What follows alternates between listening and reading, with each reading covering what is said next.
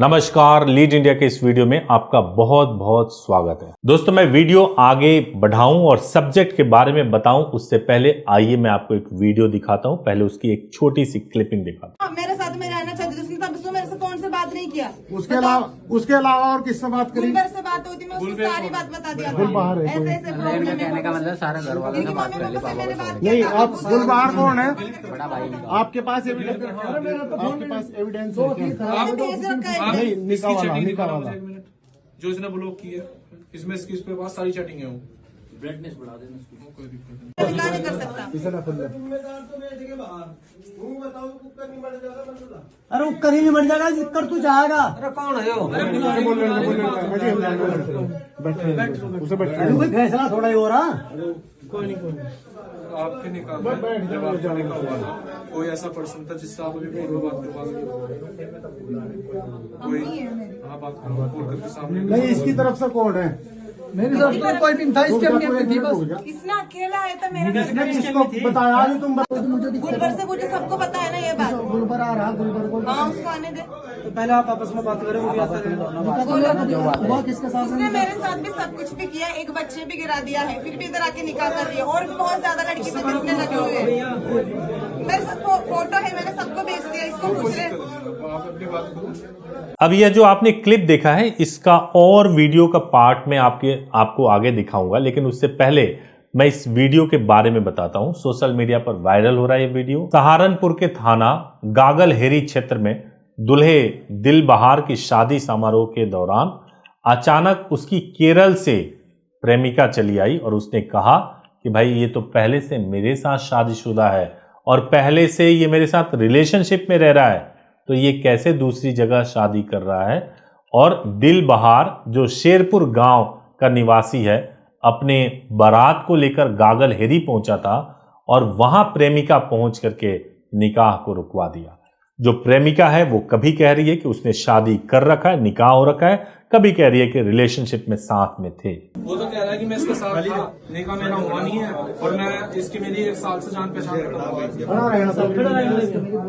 6-7 महीने जब जोड़ा आया तो उसके पहले भी इसने मेरे साथ बात किया था। और मेरे इसने उसका भाभी को भी, शरणपुर रहने वाली भाभी को भी, सबको भी रिश्ता लेके मेरे घर में आए थे। इसकी पूरी घर वाली भाभी कौन सी? मेरी समा। समा। हाँ, और उसका हस्बैंड वो सब। क्या साल हो गया मरा हुआ उसका हस्बैंड? बात बना वो तो तुम 2018 से मेरे घर पे नहीं आ रहा है। 2000 निकाह मेरा कब हुआ तेरे साथ? 2021 निकाह में। कब हुआ मेरा तेरे साथ? 2021 में हुआ। हाँ। लेकिन एक मेरा सवाल इस वीडियो को देखने के बाद से यह उठा कि मान लीजिए इसी तरीके से लड़की की शादी हो रही हो, प्रेमिका की शादी हो रही हो और प्रेमी पहुंच जाए शादी रुकवाने के लिए, तो क्या होगा? आप कल्पना कीजिए, आपके दिमाग में इमेजिनेशन आ गया होगा। उनको इतनी पिटाई की जाएगी प्रेमी को और तुरंत हवालात में भेज दिया जाएगा पुलिस बुला करके। आप सोच के देखिए कि ये कितनी असमानता है। लड़की पहुंच गई, उसने जाके ड्रामा क्रिएट किया और ड्रामे की वजह से पूरी तरह से सब कुछ बिगड़ गया। होता यह है कि आजकल कपल शादी करने से पहले लंबे रिलेशनशिप में रहते हैं, गर्लफ्रेंड बॉयफ्रेंड की तरह रिलेशनशिप में रहते हैं। उस वक्त लड़की बिल्कुल भी प्रॉमिस हो कि शादी होगी ऐसा जरूरी नहीं होता है। सब कुछ एक दूसरे के साथ फिजिकल होते हैं, टाइम स्पेंड करते हैं और एक्सपेक्टेशन यह होता है कि शादी हमारी होगी। और एक वक्त आता है जब दोनों में से किसी का भी एक्सपेक्टेशन ब्रेक हो सकता है। ऐसा भी हो सकता है कि लड़की छोड़कर भाग जाए, यानी प्रेमिका छोड़ के भाग जाए और लड़के को लगे कि वो ठगा हुआ है, तो लड़के के पास कोई विकल्प नहीं है, उसको चुपचाप सभी चीजों को सहना है। जबकि वहीं लड़के ने अपनी हिमाकत दिखाई कि प्रेमिका को छोड़ना है क्योंकि हमारी बन नहीं पा रही है, शादी हो नहीं सकती, तो उस स्थिति में प्रेमिका के पास कई अधिकार है। वो बारात में आ सकती है, शादी तुड़वा सकती है, पुलिस थाने जा सकती है और पुलिस थाने में भी जाकर के आपके खिलाफ कंप्लेंट करवा सकती है, रेप केस में अंदर कर सकती है, बीएनएस के सेक्शन 69 को लगा सकती है कि आपने फॉल्स प्रॉमिस किया था शादी के लिए। यह जो असमानता है, आप सोच के देखिए, क्या यह असमानता बॉयफ्रेंड और गर्लफ्रेंड या आज के आधुनिक रिश्ते में क्या कहीं फिट बैठता है? क्या इस पे सोचने की जरूरत नहीं है? लेकिन मैं एक बात कहना चाहता हूं, अगर आप प्रेमी हैं, लड़के हैं और आपको ऐसा महसूस हो रहा है कि आप ठगे हुए महसूस कर रहे हैं, तो यह भी कोई सॉल्यूशन नहीं है कि आप लड़की के मुंह पे तेजाब फेंक दें। यह भी कोई सॉल्यूशन नहीं है कि अगर आपने कोई पर्सनल फोटोग्राफ्स और वीडियोस बना रखे हैं तो उसके थ्रू आप ब्लैकमेल करना शुरू कर दें। आपको ऐसे ही लेकर के चलना हो, चाहे लड़की हो या लड़का हो, कि एक समय था जब आप लोग बहुत क्लोज थे, एक रिलेशनशिप में थे।